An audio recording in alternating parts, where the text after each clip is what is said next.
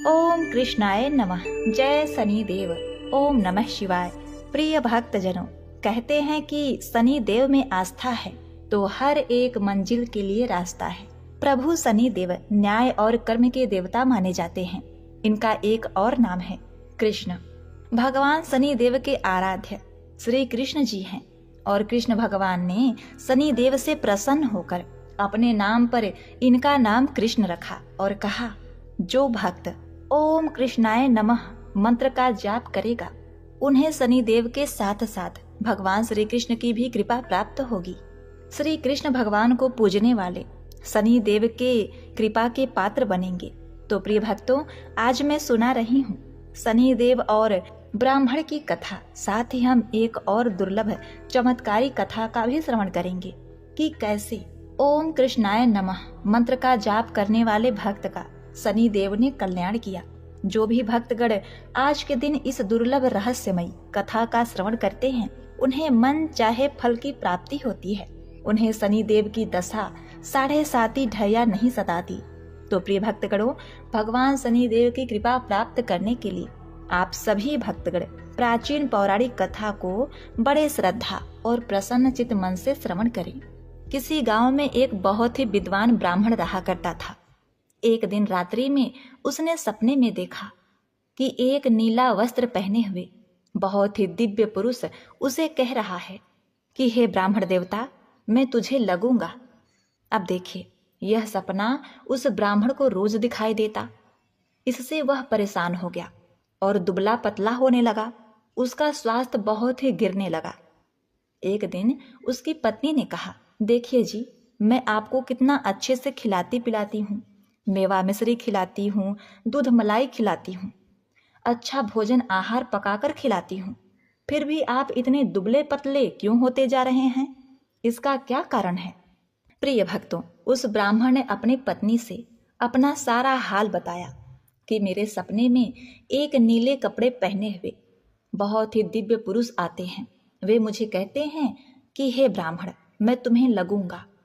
अब यही सोचकर मुझे भूख प्यास नहीं लगती, मैं दुबला हो जा रहा हूँ।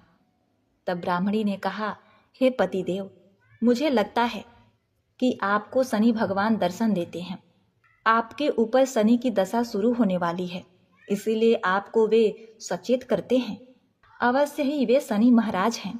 अब की बार जब दिखेंगे तो आप उनसे कहिएगा कि आप मुझे सिर्फ 1.25 पहर ही लगिए। प्रिय भक्तगणों, उसी दिन जब रात्रि होती है तो ब्राह्मण फिर से सोता है और उसके सपने में शनि भगवान दर्शन देते हैं और कहते हैं, हे ब्राह्मण, आज मैं तुम्हें लगूंगा। तब ब्राह्मण ने कहा, हे भगवान, यदि आप लगना ही चाहते हैं तो लग जाइए, लेकिन ये बताइए भगवान, आप कितने दिनों के लिए लगोगे? तब शनि देव ने कहा, हे ब्राह्मण, तुम्हारे ऊपर 7.5 शुरू होने वाली है, मैं तुम पर 7.5 साल के लिए लगूंगा। तब ब्राह्मण ने कहा, क्षमा करो भगवान, इतना भारी तो मुझसे झेला नहीं जाएगा, 7.5 साल बहुत है भगवान। तब शनि देव बोले, अच्छा, 5 वर्ष के लिए लगूंगा। तब ब्राह्मण ने कहा, शनि महाराज, ये भी मेरे लिए ज्यादा है। शनि भगवान बोले, तो ठीक है, 2.5 साल का लग जाऊं। ब्राह्मण ने फिर मना कर दिया। तब शनि देव कहने लगे, 1.25 पहर का लगूंगा तो ठीक रहेगा। प्रिय भक्तों, उसे 1.25 पहर की शनि की दशा लग गई। ब्राह्मण ने नींद से उठते ही अपनी पत्नी से कहा, देखो, मेरे 1.25 पहर की शनि की दशा लगी है, सो मैं जंगल जाकर समय बिताऊंगा। तुम मेरे खाने पीने का सारा सामान बांध दो और मेरे पीछे किसी से लड़ना मत, घर में बैठी रहना, बच्चों को भी कहीं मत जाने देना और इस 1.25 पहर में किसी को गाली भी मत सुनाना। ऐसा कहकर ब्राह्मण अपने घर से जंगल की ओर चल दिया। जंगल में ब्राह्मण एक पीपल के पेड़ के नीचे बैठ गया और हनुमान जी का पाठ करने लगा। 1 पहर बीत गया तो ब्राह्मण ने सोचा, बाकी का समय तो रास्ते में ही बीत जाएगा, सो वह वहां से चल दिया। और रास्ते में चलते हुए उसे एक सब्जी मंडी दिखाई दी।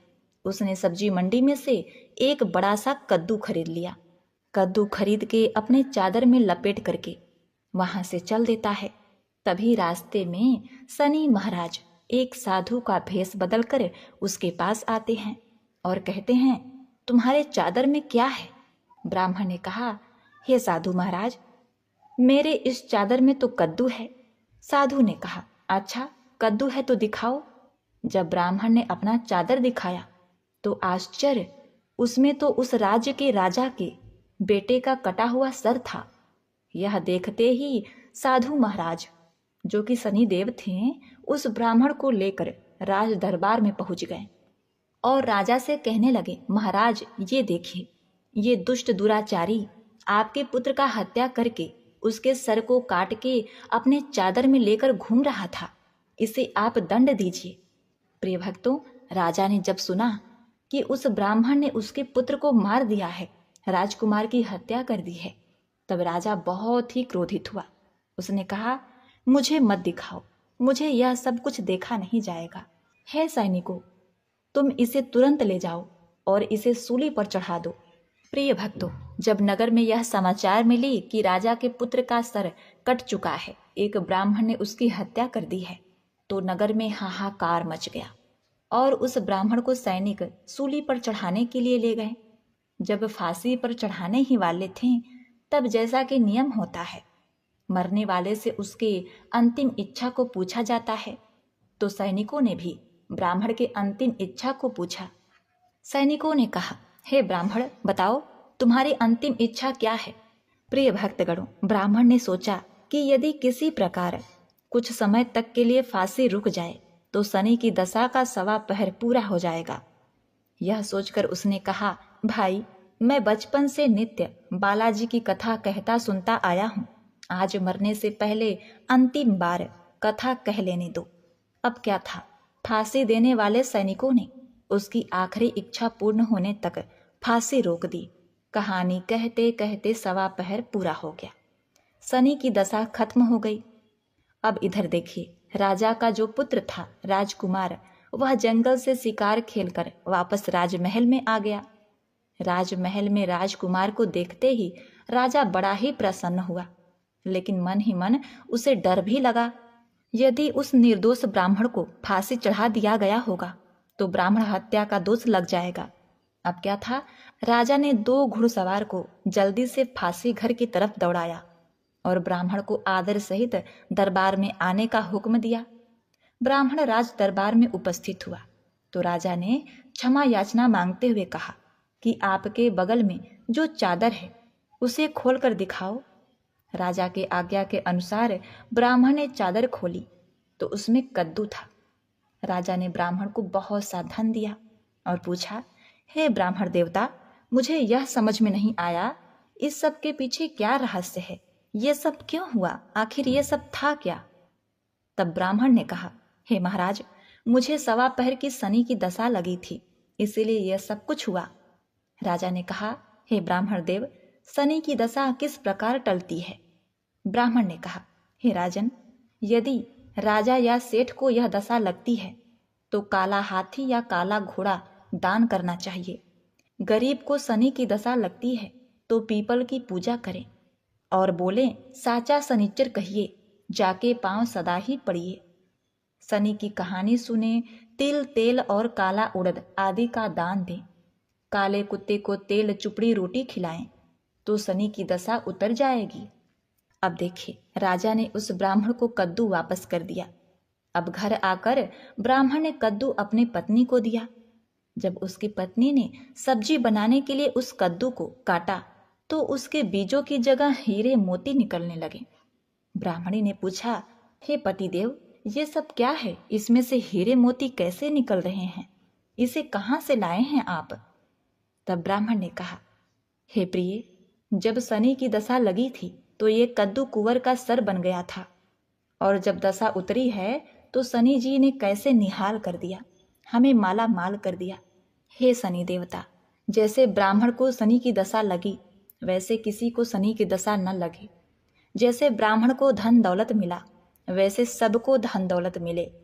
कथा कहानी कहते सुनते हुंकार भरते सबको मिले। शनि देव ने ध्याऊं, मन इच्छित फल पाऊं।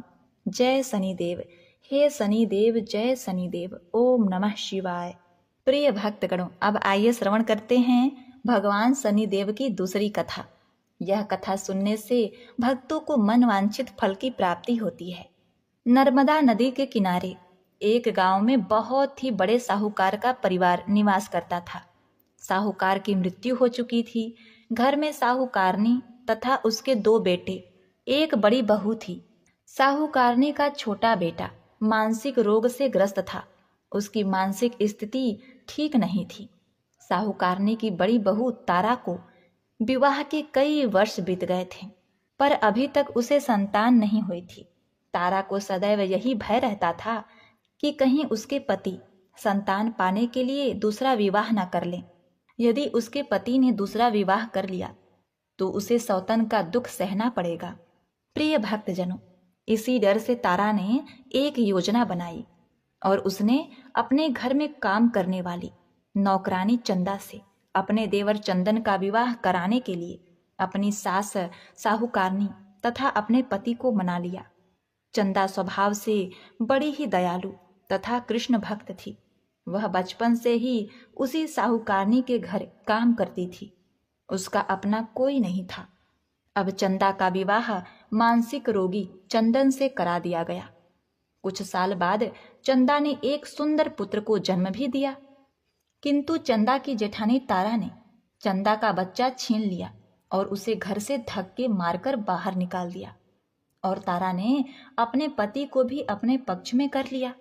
प्रिय भक्तगणों, बेचारा चंदन तो मानसिक रोगी था, वह कर भी क्या सकता था, और वह साहूकारनी चाहकर भी कुछ न कर सकी। प्रिय भक्तगणों, दरअसल ये तो तारा की चाल थी। उसने तो कभी चंदा को अपनी देवरानी माना ही नहीं। वह तो सिर्फ चंदा से उसका बच्चा लेना चाहती थी ताकि उसे पाल पोस कर अपना नाम दे सके। अब देखिए, चंदा के बार बार रोने गिड़गिड़ाने पर भी तारा नहीं मानी और उसे उस गांव से ही निकाल दिया।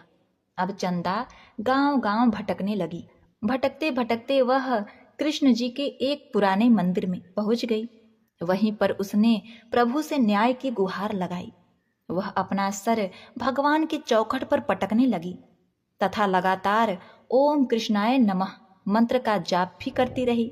प्रिय भक्तों, उस स्त्री की करुण पुकार न्याय के देवता शनि देव ने सुनी तथा भगवान श्री कृष्ण के आदेश से तुरंत चंदा के पास उपस्थित हो गए और साधारण मनुष्य का रूप धारण करके उसे अपने आप को कष्ट ना पहुंचाने के लिए कहा और कहा कि हे बहन, तुम भगवान श्री कृष्ण पर विश्वास रखो और ओम कृष्णाय नमः मंत्र का जाप करती रहो। तुम्हारा अवश्य ही कल्याण होगा। तुम्हें जो भी दुख है सब भगवान श्री कृष्ण हर लेंगे और शनिदेव की कृपा से तुम्हारा मंगल होगा। यह सुनकर चंदा भगवान श्री कृष्ण के आराधना में लग जाती है। शनिदेव का ध्यान करते हुए ओम कृष्णाय नमः मंत्र का जाप करने लगी। अब शनिदेव एक साधु का भेष बदलकर साहूकारनी के घर पहुंच गए और अलख निरंजन का अलख जगाने लगे। तब घर से बाहर साहूकारनी निकली और उसने भिक्षा देकर उन्हें प्रणाम किया। तब साधु रूपी शनिदेव ने कहा, हे देवी, मैंने सुना है आपके घर में कोई मानसिक रोगी है। मैंने 7 सालों से हिमालय के जंगलों में भटकते हुए बहुत ही दुर्लभ जड़ी बूटी इकट्ठी की है जो हर प्रकार के रोगों को समाप्त कर देती है। यदि आप कहें तो मैं आपके घर के मरीज को ठीक कर सकता हूँ। प्रिय भक्तों, उस साहूकारनी ने कहा, हे महात्मन, अहो भाग्य जो आप यहाँ पधारें। हाँ महाराज जी, मेरा छोटा बेटा जो कि दिमागी रूप से बीमार है, आप उसे ठीक कर दीजिए। आप जो चाहेंगे मैं वो आपको दूंगी। आइए, घर के अंदर आइए। साहूकारनी ने अपने बेटे चंदन को साधु महाराज को दिखाया, जो अब चंदा के चले जाने से बहुत ही दुखी था।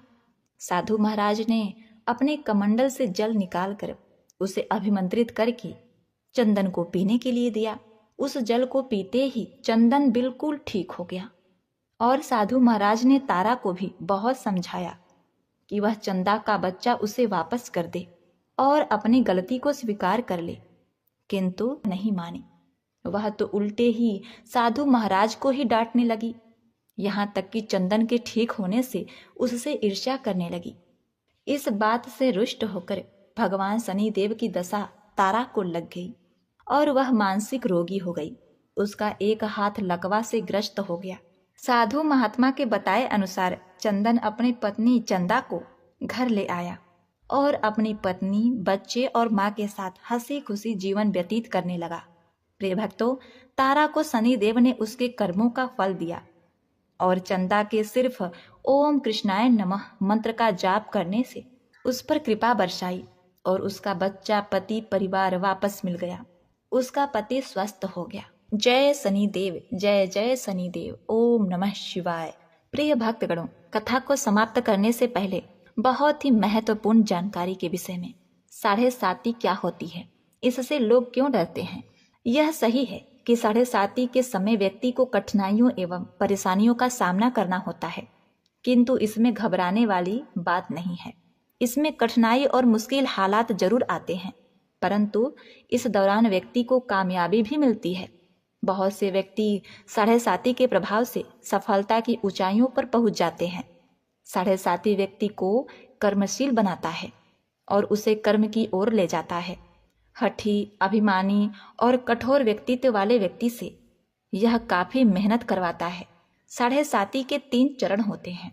7.5 का पहला चरण नजदीकी रिश्तेदारों और जातक को प्रभावित करता है। 7.5 का दूसरा चरण व्यापार और गृहस्थी को प्रभावित करता है। 7.5 का तीसरा चरण बच्चों, परिवार और स्वास्थ्य को प्रभावित करता है। भगवान शनिदेव न्याय के देवता हैं। यह कभी भी किसी को ऐसे ही दंड नहीं देते। यदि दंड देते हैं तो उसे उसके साथ बहुत ही बड़ी शिक्षा भी देते हैं। जैसे एक माता अपने पुत्र के गलती पर उसे दंड देती है उसकी भलाई के लिए, उसे सही मार्ग पर जाने के लिए, ठीक वैसे ही शनिदेव कर्म और न्याय के पथ पर चलने के लिए मनुष्य को दंड देते हैं, ताकि वह डर कर आगे ऐसा कार्य न करे और अपने जीवन को सरल और सार्थक बनाए। भगवान शनिदेव तो न्याय की मूर्ति हैं। इनकी पूजा तथा भक्ति करके व्यक्ति धन दौलत से संपन्न हो जाता है, सफलता के नई ऊंचाइयों को छूता है, जीवन में तरक्की करता है, घर में सुख समृद्धि वैभव का आगमन होता है, व्यक्ति का जीवन सुखमय हो जाता है। भगवान शनिदेव को प्रसन्न करने के लिए शनिवार के दिन पीपल के पेड़ के नीचे शाम को दिया अवश्य ही जलाएं और कुत्ते को तेल से चुपड़ी रोटी खिलाएं। शनिवार को जल में तिल डालकर पीपल को जल चढ़ाएं। इससे शनिदेव अत्यंत ही प्रसन्न होते हैं। और महामंत्र ओम कृष्णाय नमः मंत्र का जाप भी करें। जय शनिदेव, जय जय शनिदेव।